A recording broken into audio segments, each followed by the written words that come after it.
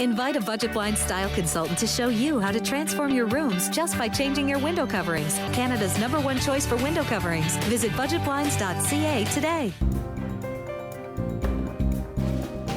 Lloydminster Bantam AAA Foremost Heat were in action this afternoon looking to get back in the win column. The Heat lost their first game last weekend in Grand Prairie, and today they hosted the Sherwood Park Flyers. Well, the Flyers, they're going to strike first in this one. Jake Lee headmans the puck to Bryce Bader. He walks in and snipes it glove high to give the Flyers a 1-0 lead. Nice goal there. Now the Heat, they're looking to tie this one up. Ethan Nelson busts in and he goes bar south to tie this game up at 1. Shows the Flyers what they could do. They could do better. A Flyers power play here. They pass it around. Ethan Brown finds Brett Weiss-Shorster, and he taps it in. 2-1 for the Flyers. Now they keep coming. Carter Torney, he walks in, waits, puts it low, blocker. 3-1 for the Flyers. Now another power play here for the Flyers, and the puck finds the stick of Peyton McKenzie. He doesn't miss from there. 4-1. Now the Flyers, they're going to wrap this one up here. Ross Howard can't handle the rebound, and Weiss-Shorster puts it in. 5-1 for the Flyers. They add 3 more and take this game 8-1. Tough one for the Heat. Howard made 62 saves in this game. Heat back in action tomorrow versus Leduc. And the Lloydminster Icecats were in action this afternoon. The Cats have a 3-3 record and we're looking to get over 500 with a win over the undefeated Sherwood Park Royals. We're going to pick this one tied at 1 in the second period. Talon Stevenson and Bryn Pollard break in on a 2-on-1. Stevenson to Pollard, and she goes far post and in to give the Cats a 2-1 lead. Nice shot there. Now we're going to move to the third period, and the Royals looking to tie it up. Breakaway here, but Molly Mitchell with a huge save, and it's still 2-1 for the Cats. Now the Cats, they're going to put this game away here. Stevenson walks in, keeps the puck, and she goes top shelf, and it's 3-1 for the Cats.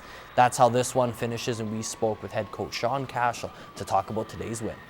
Today was finally one of our best games. We started paying attention to the little things, just making sure that we're getting chips. Like on our second goal, a girl like Tyra Anderson makes the chip on our blue line, gets beat up for it, and we go down on a great 2-on-1, and Bryn makes a great shot. So it's one of the games that you're happy to see as a coach. Well, at the start of our season we played okay, but we're building up in our levels and we're getting stronger as a team and working as a team.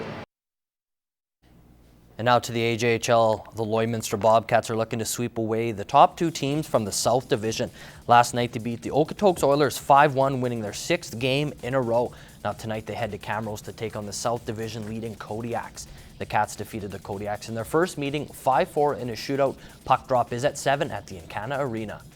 Well, also in AJHL action tonight, the Bonnyville Pontiacs, they're wrapping up a 2-game road trip in Grand Prairie. The Yaks easily beat the Storm last night 7-1, and Bonnyville, they have been on a tear as of late. They got off to a slow start, but they have won 10 of their last 11 games. Forward Bobby McMahon has been all over the score sheet during that streak, and he leads the AJHL in points. The Yaks and Storm get at it 7:30 at the Revolution Arena. And the Lakeland Rustlers soccer teams are playing their last 2 regular season games this weekend. The women are eliminated from the playoffs, while the men, they still have a shot at a berth in the postseason. Today they host the Lethbridge Kodiaks. The ladies up first, and it's 2-0 Lethbridge when Cassandra Evan makes her way through the Rustlers D and strikes at home to give the Kodiaks a 3-0 lead. Now the Rustlers, they had a couple chances in this game. However, they were not able to get on the scoreboard as they were shut out 3-0. Now we're going to move on to the men's game here, and it's a must-win for them. This game tied up at 2, and the Kodiaks are looking for the go-ahead goal. Nico Pasquati gets taken down in the box, and that right there is going to be a penalty kick.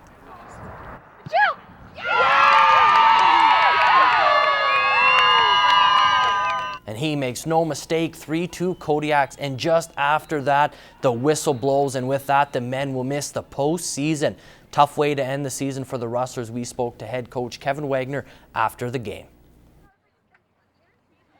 I mean, we needed to win. We didn't win, so we're out. So tomorrow means nothing. Performances today with both programs were pretty decent overall. Our women's side, I thought the score was, we just showed something different than the game. We had 4 fantastic opportunities. Generated more chances in today's game than we had in any other, probably 4 games combined. So didn't finish on them, but we got there. So showed some performance and showed some, that we had improved. On the guys' side, it was a good performance overall. Unfortunate, we needed a draw or a win, and got a loss with a penalty with no time left. So performance overall was good. Players showed pride, passion, but unfortunately we're done. Sticking with the Rustlers now, the basketball teams are at home tonight. A rematch from last night with the Concordia Thunder.